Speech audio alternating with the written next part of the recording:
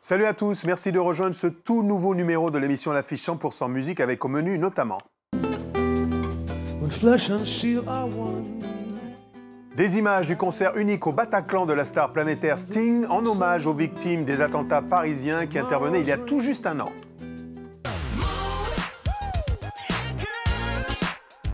Au menu encore le troisième et très attendu nouvel album de Bruno Mars, 24K Magic. Fantasy, frénésie, rythme électro, soul et R&B sont au rendez-vous.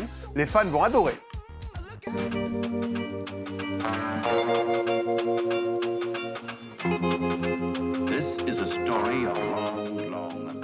Et puis dans cette émission, nous accueillons un magicien du swing trip-hop et hip-hop. L'auteur, compositeur et producteur français Wax Taylor, à l'occasion de la sortie d'un 5e album enrichi d'invités prestigieux. Mais sans plus attendre, je vous invite à aller le rejoindre.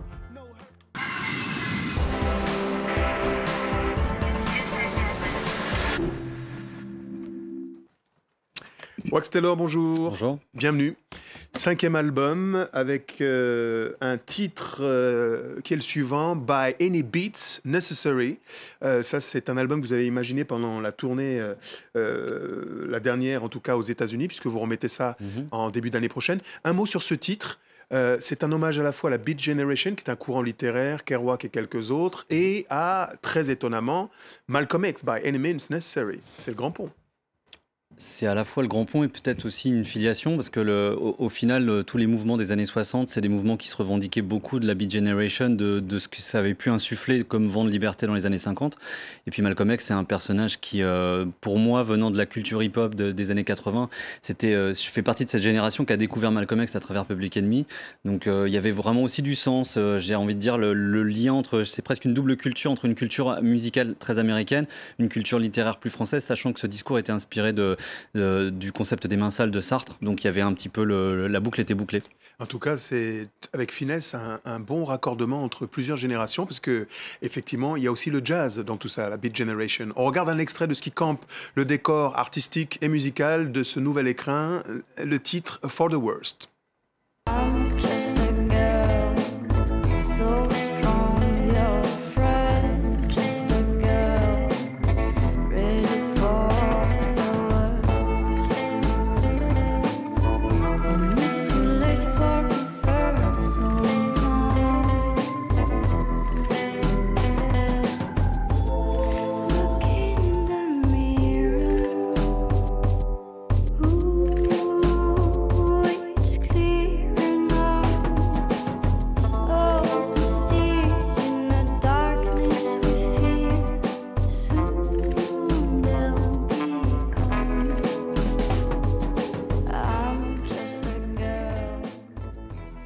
C'est Wax Taylor, By Any Beats Necessary, le 5e album de la saga. Ça cartonne pour lui, il est sur scène.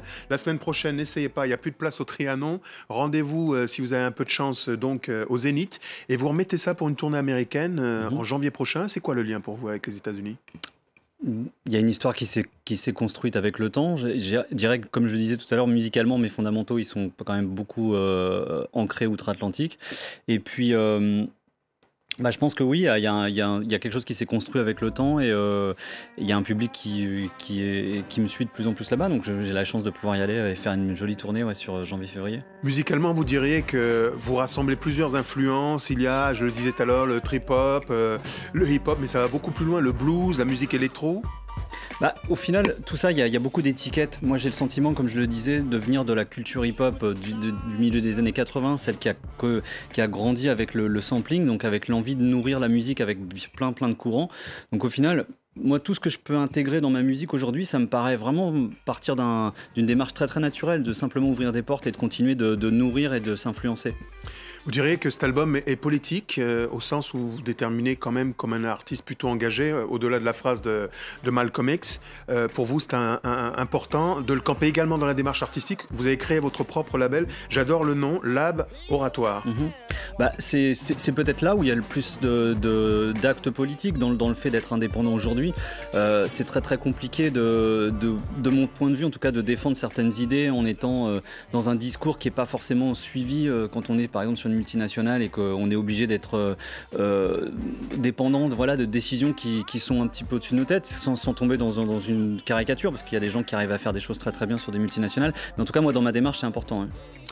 Vraiment à savourer, je vous l'ai déjà dit, hein, c'est quasiment comble partout où il passe. Wax Taylor, pour l'instant, il est avec nous et on parle en sa compagnie à présent du chanteur Sting qui a offert un concert hommage aux victimes du 13 novembre et à ses fans pour la réouverture de la salle de spectacle du Bataclan. C'est un an tout juste après les attentats. Ensemble, unis, pour célébrer ici le retour de la musique, le retour de la vie. 21h, Sting ouvre le concert avec quelques mots en français. Bonsoir, mesdames et messieurs. J'aimerais que nous observions une minute de silence. Nous ne les oublierons pas. D'abord, le temps du silence et du recueillement dans cette salle du Bataclan transformée depuis un an en mausolée. Nous ne les oublierons pas. Puis, place à la musique en douceur, accompagnée par le trompettiste franco-libanais Ibrahim Malouf.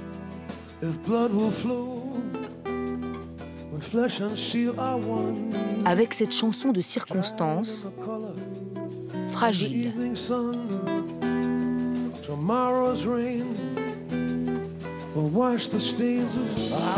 Les tubes s'enchaînent, repris en chœur par la salle où se mêlent les fans, les rescapés et les proches des victimes, unis dans une communion fraternelle. C'était un peu difficile pour moi ce soir, mais je suis content d'être venu. C'était assez particulier comme sensation d'avoir envie de faire la fête et en même temps penser à tout ce qui s'est passé dans cette salle il y a un an. Beaucoup de chansons ont été adressées aux familles des personnes qui ont disparu et du grand Sting, vraiment du grand Sting. C'était un concert de réconciliation. En fait, voilà, on recommence une vie, on recommence à vivre. Un public touché en plein cœur par l'élégance de Sting, qui avait joué ici même avec son groupe Police il y a 37 ans. Les recettes du concert seront intégralement versées aux associations de victimes.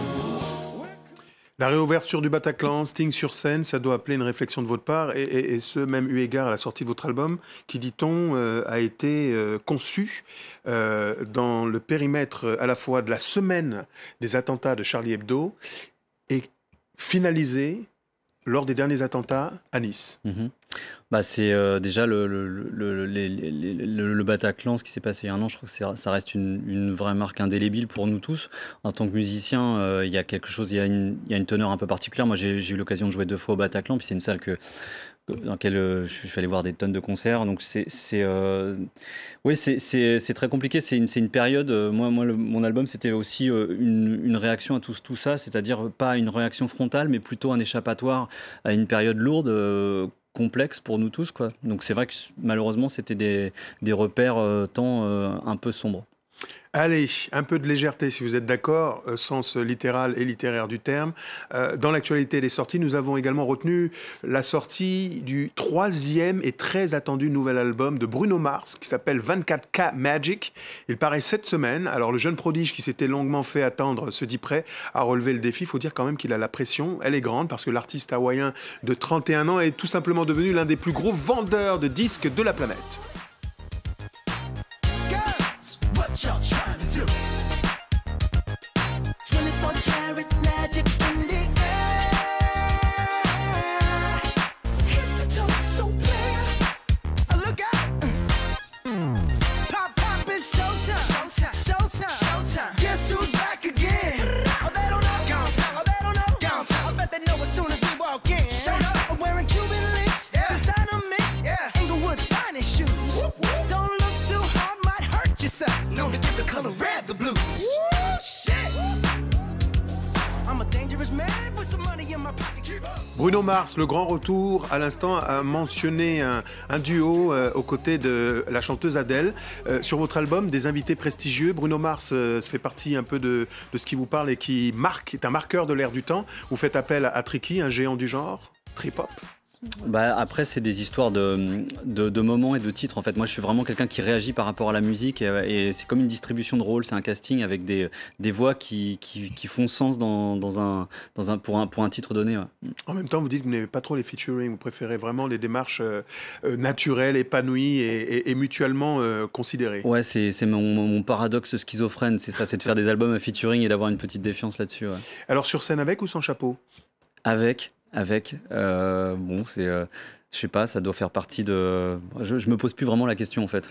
En tout cas, c'est ça le comble. On rappelle qu'il y a donc une tournée en France, qu'il y a notamment le Trianon, mais juste derrière le Zénith et une tournée américaine. Merci beaucoup d'avoir été des nôtres. C'est déjà, hélas, la fin de cette émission. Merci à tous de l'avoir suivi. N'oubliez pas que vous pouvez la retrouver sur france24.com ainsi que sur tous nos réseaux sociaux. On se quitte avec la voix magique de Leonard Cohen, récemment disparu, avec le titre I'm Your Man, l'artiste canadien qui a reçu un hommage planétaire unanime saluant le génie d'un créateur unique. I'll wear an old man's mask for you. If you want a partner, take my hand. Or if you want to strike me down in anger, here I stand.